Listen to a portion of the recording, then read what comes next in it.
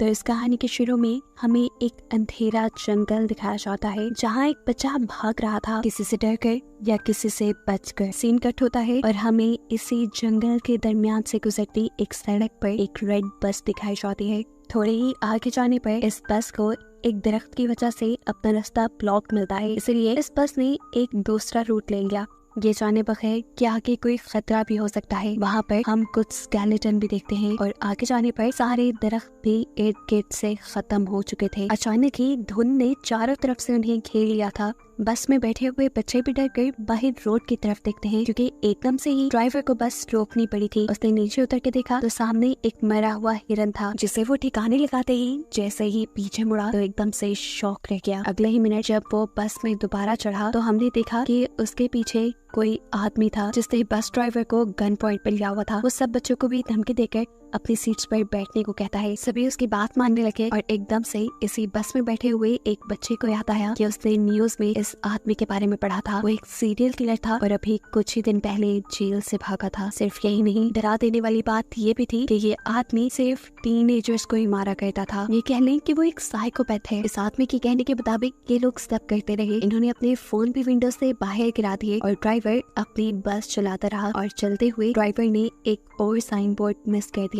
जिस पर लिखा था कि वो एक मिलिट्री के खाली जोन की तरफ बढ़ रही है, यानी एक ऐसा एरिया जहाँ सालों पहले रिसर्च की गई थी, लेकिन अब वहाँ पर कोई इंसान नहीं रहता था। ये एक टनल थी जिसमें इस टाइम बहुत सी लाइट्स चल रही थी और इसी टनल के अंदर एकदम से उनकी बस रुक जाती है। इन्हें मालूम हुआ कि बस का इंजन खराब हो गया है। उस साइकोपैथ किलर को लगा कि ड्राइवर उसके साथ चालाकी कर रहा है, इसीलिए उसने एक बच्ची को गन पॉइंट पे ले लिया और ड्राइवर से कहा, चलो उतरो नीचे और मेरे सामने बस ठीक करो। कोई भी चालाकी करने की कोशिश की तो मैं इस बच्ची को मार डालूंगा। इसी दौरान अचानक इस टनल की लाइट भी चली गई। ये सभी अचानक घबरा गए। एकदम से ही इस अंधेरी टनल में इन्हें खौफनाक आवाजें सुनाई देने लगी। किलर ने ड्राइवर को इशारा किया कि जाओ जाकर देखो वहाँ क्या है। ड्राइवर भी अपनी टॉर्च लेकर आगे बढ़ा। जैसे जैसे वो खूब अंधेरे की तरफ बढ़ता रहा, उसे एक साया दिखाई देने लगा। करीब जाने पर पता चला वो तो एक भयानक दिखने वाला मॉन्स्टर था। ड्राइवर ने डर के चीख मारी और उस मॉन्स्टर ने उसे चेस्ट से पकड़कर मार डाला।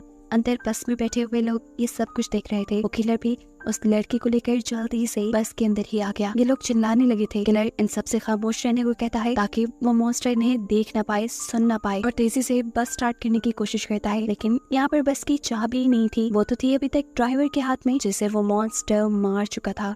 वो इन बच्चों को काम देता है ड्राइवर के हाथ से चाबी लाने का। एक लड़की जैसे ही चाबी लाने के लिए डरते डरते ड्राइवर के पास पहुंची तो उसे देखकर वो शॉक रह गई। वो मर चुका था। लड़की को यकीन नहीं आ रहा था। हमसे उसके आंसू निकलने लगे, लेकिन ये रोने का वक्त नहीं था। उसने एहतियात से ड्राइवर के हाथ से चाबी ली और बस में वापस आ गई। बस में बैठकर भी उसकी हालत अजीब थी। बाकी बच्चे जब उससे ड्राइवर के बारे में पूछते हैं तो वो नाम में सर हिला देती है, क्योंकि अब वो जिंदा नहीं रहा था। ये सुनकर ये सब बच्चे भी दुखी हो गए। यहाँ अभी किलर रेजी नाम के लड़के को बस स्टार्ट करने को कहता है, लेकिन बस तो खराब थी, कैसे स्टार्ट होती। उसे धमकी देता है कि अगर तुमने बस स्टार्ट ना की तो मैं इन सबको मार दूंगा। ये लड़का भी बाकियों से काफी जोशीला था। बिना डरे वो उल्टा इस किलर से ही बहस करने लगता है और मौका पाते ही पीछे से एक बच्चा उसे धक्का दे देता है। वो नीचे गिरा तो रेजी ने एकदम से उसके हाथ से एक गन छीन ली और फिर उसी के ऊपर पॉइंट कर दी। ये देखकर वो किलर हंसने लगा और उसने बोला, तुम नहीं मुझे मार सकते। अरे मारने के लिए बहुत हिम्मत चाहिए होती है जो तुम्हारे में नहीं। इससे पहले कि ये बच्चा कुछ करता, एकदम से इस बस की छत से इन्हें आवाज आती है। इस आवाज ने सबको डिस्ट्रैक्ट कर दिया और किलर ने दोबारा अपनी गन उनसे छीन ली। अब बस के ऊपर से आने वाली आवाजें भी बढ़ चुकी थी, जिसकी वजह से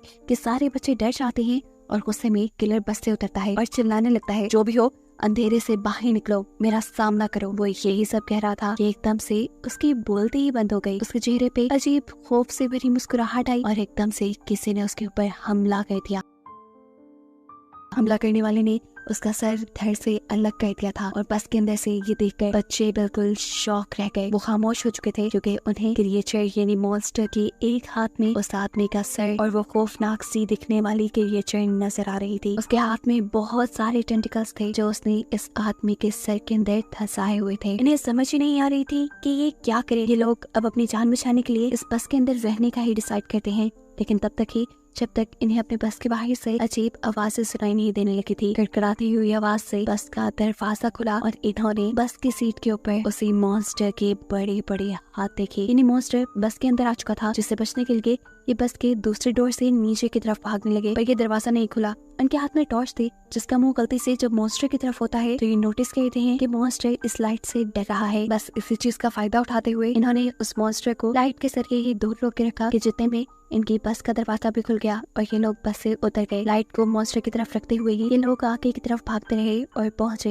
एक बंकर के अंदर। इस बंकर के अंदर एक रूम भी था जिसपे इस पूरी जगह का एक मैप बना हुआ था, जिसे देखकर ये पता चलाते हैं कि ये एक मिलिट्री बेस है। और अगर ये एक मिलिट्री बेस थी तो यहाँ पर लाइट भी हो सकती थी और कंट्रोल पैनल भी हो सकता था। और अगर इन्हें उस मॉन्स्टर से बचे रहना था तो किसी तरह इन्हें वो कंट्रोल पैनल ऑन करना था जिससे यहाँ की लाइट चल जाए और वो मॉन्स्टर इनसे दूर रहे। और फाइनली ये लोग बच के जा पाए। ये लोग कंट्रोल पैनल को ढूंढकर उसे ऑन करने का डिसाइड करते हैं। मैप को रखकर ये एक पूरा प्लान बनाते हैं और सोचते हैं कि आखिर कहाँ पर वो कंट्रोल पैनल हो सकता है। नोलन और इसका साथी पावर पॉइंट को ढूंढने के लिए चले जाते हैं, जबकि यहाँ पे बैठे हुए ये तीनों अजीबोगरीब तरीके से अपना टाइम पास कर रहे थे। अब कोई नहीं इन दोनों लड़कों से कहती है मुझे वॉशरूम जाना है। अकेले वो जा नहीं सकती थी क्योंकि उसे डर लग रहा था, इसीलिए रेजी उसके साथ चला गया। रेजी उसे बातों में तंग किया जा रहा था, इसीलिए अब क्वीनी उसे कोई जवाब नहीं दे रही थी। काफी देर हो गई, क्वीनी उसकी तरफ जब मुड़ी नहीं तो उसे कुछ अजीब लगा, इसलिए फाइनली उसने पीछे मुड़कर देखा तो वहाँ क्वीनी थी ही नहीं। उसके तो होश ही उड़ गए। जोर जोर से चिल्लाते हुए वो यहाँ वहाँ क्वीनी को ढूंढने लगा। उसके दूसरे दोस्त को भी ये बात पता चल गई कि क्वीनी गायब है। ये लोग इस पूरे एरिया में क्वीनी को ढूंढने लगे और आखिर एक ऐसी जगह पहुँचे जहाँ इन्हें क्वीनी दिख गई। लेकिन इस वक्त क्वीनी के ऊपर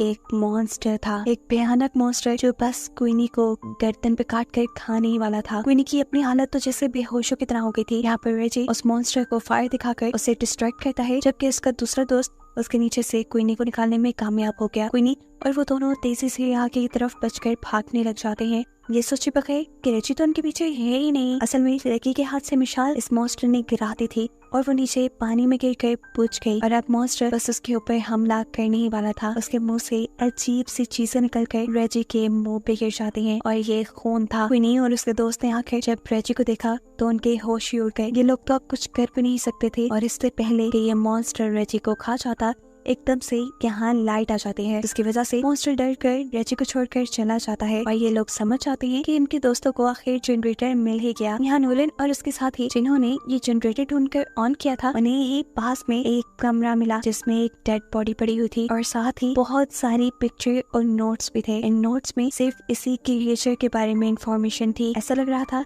कि जैसे किसी ने इस क्रिएचर के ऊपर बहुत रिसर्च की है और फिर जैसे वो इसको मारने में कामयाब नहीं हो पाया। खैर ये सब पढ़ना इनका पॉइंट नहीं था। इनका पॉइंट था कि ये जल्द ही सेफली इस कार से निकल जाए, इसीलिए ये पीछे की तरफ मुड़ते हैं तो इन्हें दूर से एक अजीब सा शैडो दिखाई देता है। ये दोनों डर गए, इन्होंने सांस तक रोक लिया क्योंकि आने वाला मॉन्स्टर भी हो सकता था। पर मालूम हुआ कि ये कोई मॉन्स्टर नहीं बल्कि उसके तीनों साथी थे, जिनको देखकर ये खुशी से उनके पास चले गए। ये खुशी सिर्फ एक पल की थी क्योंकि अगले ही पल उन्होंने क्वीनी की गर्दन पे एक निशान देखा।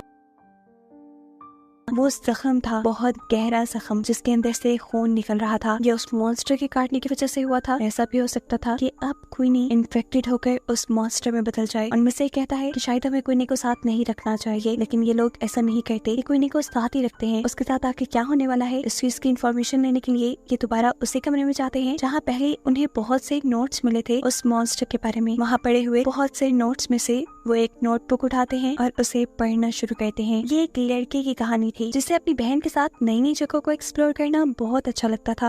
और ऐसे ही ये लोग एक दिन एक्सप्लोर करते करते इस मिलिट्री बेस तक आ गए। वो लड़का जिसने ये कहानी लिखी थी वो यहाँ के मैप को गौर से देखता रहा और पीछे ही रह गया, जबकि उसकी बहन आगे आगे बढ़ती रही और एकदम से वो शॉक हो गई जैसे उसे टनल के अंदर कोई अजीब चीज नजर आई हो। पीछे जो उसका भाई खड़ा था वो जैसे ही उसकी तरफ देखता है तो अब बहुत देर हो चुकी थी। टनल के अंदर से चीखने चिल्लाने की आवाज आ रही थी। इससे वो खुद भी डर गया और अंदर जाकर अपनी बहन को बचाने के बजाय वो जंगल की तरफ भागने लगा ताकि वो अपनी जान बचाकर यहाँ से जा सके। ये वही सीन है जो हमने मूवी के स्टार्ट में देखा था। इस टाइम ये बच्चा तो यहाँ से चला गया, लेकिन अब उसके दिमाग में ये इंसिडेंट रह गया था। उसके दिल में ये बात रह गई थी कि उसकी लापरवाही की वजह से उसकी बहन मारी गई और अब वो उस चीज से बदला लेना चाहता था जिस चीज ने उसकी बहन को मारा था। सालों गुजरने के बावजूद भी वो कुछ नहीं भूल पाया। उसने इस मॉन्स्टर के ऊपर रिसर्च की, उसके बारे में एक एक चीज पता चलाई और फिर प्लान किया कि कैसे वो इस मॉन्स्टर को मार सकता है। उसने मॉन्स्टर को मारने के लिए एक मशीन तक बना डाली थी लेकिन इससे पहले कि वो मॉन्स्टर को मार पाता, उसकी बुरी किस्मत के मॉन्स्टर ने उसके यहाँ होने का पता चला लिया और उसे ही मार डाला। उसी के बनाए नोट से ये लोग ये भी पता चला पाते हैं कि वो मॉन्स्टर जिसके ऊपर हमला कर लेता है या जिसका खून चख लेता है उसे मार कर ही रहता है। और अब क्वीनी के ऊपर बहुत ज्यादा खतरा था। ये लोग फैसला करते हैं कि क्वीनी को बचाने के लिए ये लोग लड़ेंगे। उस आदमी ने जो काम शुरू किया था उसे ये लोग पूरा करेंगे, उसकी मशीन को ये लोग कंप्लीट करेंगे और उस मॉन्स्टर को मार देंगे। लेकिन क्वीनी यहाँ कहती है नहीं, मेरी वजह से कोई अपने आप को खतरे में नहीं डालेगा। लेकिन उसके सारे ही दोस्त अच्छे थे, वो कहते हैं नहीं, हम सारे यहाँ से जिंदा ही बचकर निकलेंगे। ये सोचकर ये सभी एक दूसरे को गले लगाते हैं और फिर एक साथ अपने प्लान पे वर्क करना शुरू कर देते हैं। कुछ देर की मेहनत के बाद ये लोग उस आदमी की बनाई मशीन को मुकम्मल कर भी लेते हैं जो अब पूरी तरह काम कर रही थी। ये देखकर ये लोग बहुत खुश हुए, लेकिन अभी मेन काम बाकी था, उस मॉन्स्टर को इस मशीन के सामने लाना, जिसके लिए ये लोग एक ट्रैप बनाते हैं। क्वीनी के खून से भीगे हुए कपड़े ये लोग एक खाली जगह पर रख देते हैं ताकि उसे सूंघते हुए वो क्रिएचर वहाँ तक आ जाए। थोड़ी दूरी पर उन्होंने क्वीनी को भी खड़ा किया हुआ था ताकि मॉन्स्टर सही जगह पर आए और ये लोग फिर लाइट चलाकर उसे मार दें। इनके प्लान के मुताबिक वो मॉन्स्टर इनके सामने आया भी। खुशबू सूंघते हुए उसने क्वीनी के कपड़े भी उठाए, लेकिन ये क्वीनी नहीं थी। वो जान गया था ठीक इसी टाइम पर नोलन को वो ट्रिगर नीचे करना था, लेकिन बदकिस्मती से वो ट्रिगर फंस गया और ऐसे मॉन्स्टर क्वीनी को ढूंढते हुए उसके पीछे आ गया। इससे पहले कि वो क्वीनी के ऊपर हमला कर देता,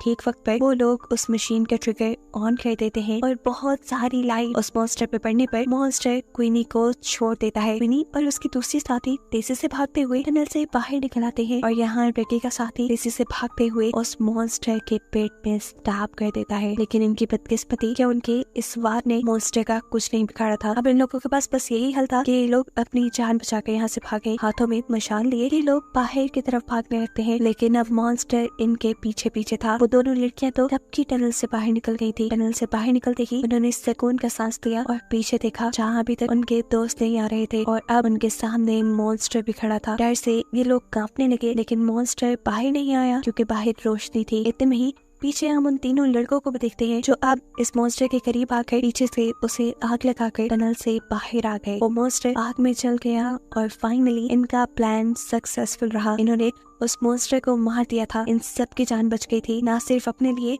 इन्होंने यहाँ आने वाले आगे सभी लोगों के लिए खतरा खत्म कर दिया था। इसीलिए ये बहुत खुश थे। कहानी के आखिरी सीन में ये बच्चे अपने ड्राइवर को याद करते हैं जिसने इनसे एक पहेली पूछी थी कि वो ऐसी क्या चीज है जो हर मुसीबत से हमें बाहर निकाल देती है। उस टाइम तो इन्हें इस पहेली का जवाब नहीं आया था, लेकिन अब ये लोग समझ गए थे कि वो चीज हिम्मत है जो किसी भी इंसान को किसी भी मुश्किल से बाहर निकाल देती है। मरते हुए भी ड्राइवर इन्हें बहुत बड़ा सबक दे चुका था जो इनकी लाइफ में बहुत काम आने वाला था। और बस यही बताते हुए ये कहानी यहाँ खत्म हो जाती है।